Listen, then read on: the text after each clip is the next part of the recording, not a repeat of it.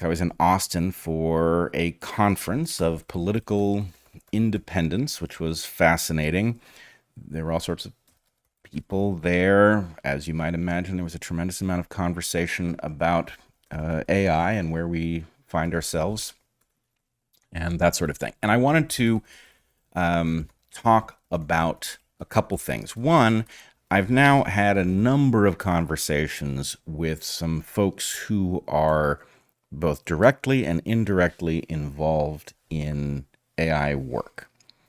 And I've been talking to them about my biologist perspective on what is unfolding, more or less with the expectation that whether or not my perspective makes sense or it doesn't, that I would be, probably treated as, not comprehending the problem because I'm a biologist, and it would take some time for me to demonstrate that actually there was a reason to look at it this way.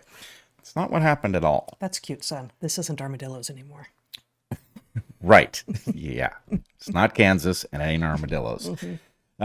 So in any case, I've had a number of very interesting conversations, and by and large, the folks I have spoken to have had the sense of, yes, actually, the degree to which you understand the underlying code is of limited value, right? It's in the same way that understanding ion channels doesn't tell you a whole lot about how the brain processes information, right? Yes, it doesn't do it without the ion channels functioning, but really the point is you're dealing layers up, or, somebody, I think it might have been Peter Wang, said that, you could imagine that you should study computer science by, looking at soldering, no, it doesn't help you, right? So anyway, the biological approach seems to be one that people who are in this area realize is actually absent from a lot of their thinking and likely to be highly relevant. So, okay, that's reassuring.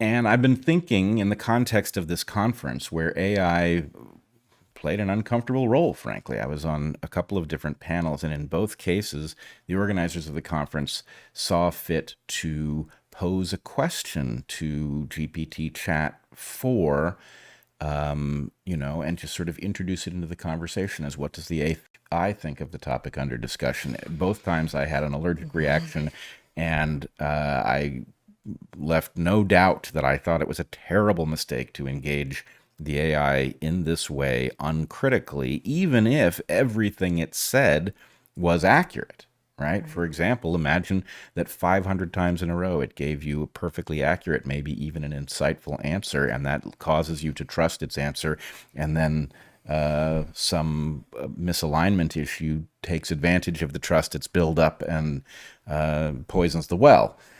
Which people can do too. Like Sure. people can lose track. People can have a brain glitch. People, like, whatever, they can be suddenly deciding to game you because they created trust for the first 500 interactions, whatever. But yeah, in this case, the elephant in the room is the AI. What does the AI think? Oh God. Right. Well, I'm comfortable with what does the AI think, but it should be done in the context of a deliberate experiment in which one does not process it as just another contributor to the conversation. It is anything but that. You do not know what it is doing or why, and it makes sense to not introduce it into a conversation in which you've just asked 6 people to offer an answer, right? That's a mistake in my opinion. But anyway, the AI was under discussion by many people, most of them not computer science folks or AI specialists or anything like that. And I realized that there was some missing toolkit that I think is vital. And I started doing it with myself. What I realized was that because of the way, and I'm not saying that we have AGI, but I am saying that I think it's clear that we are about to, if we do not already, because of the way that that is going to interact with people's cognition, anything that you think you know about the way people function, for example, the way a collective action problem causes coordination to break apart, to become unstable as you get towards an objective. Anything you think you know about the way people function, you should now treat with extreme skepticism. right? Because an AI could interface with that in any way. It could short circuit the breakdown in cooperation, and it could cause cooperation to work where you wouldn't expect it to, or it could cause it to break down before you would intuit that, right? All possibilities are on the table. So in any case, my sense and what I told folks at the conference was I believe that you should, at this point in history, decide that you officially know nothing, right? And then go back and check with all of the things that you thought you knew from the prior era and see if there is reason to think they still hold, right? So basically it's a Cartesian emergency, right? Descartes became very suspicious of things that he couldn't establish himself personally.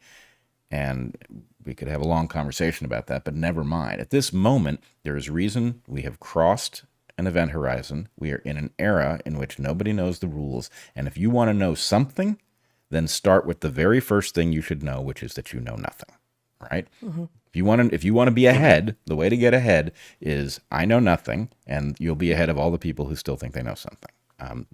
Then you need to rebuild a toolkit. So that's one thing. Second thing is, and I don't know what to do with this, but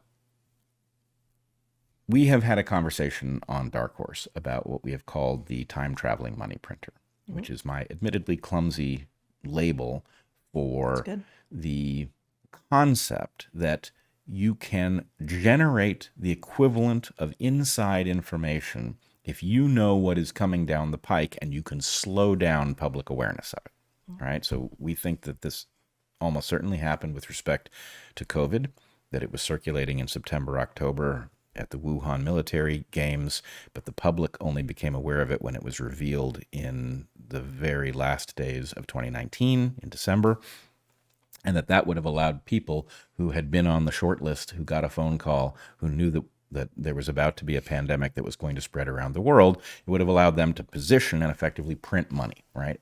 They could do a lot of other things, but at the very least, if you know what stocks are likely to go up and which ones are likely to go down, you can take a small pile of money and you can make it into a huge pile of money, and it would be shocking given the obvious moral bankruptcy of the people who would likely have had that information first. It would be shocking if they didn't do it, and there's evidence to say there's a weird delay between September, October of 2019 and December. That's a lot of time. The last day of December. Yeah, the last day of December, right.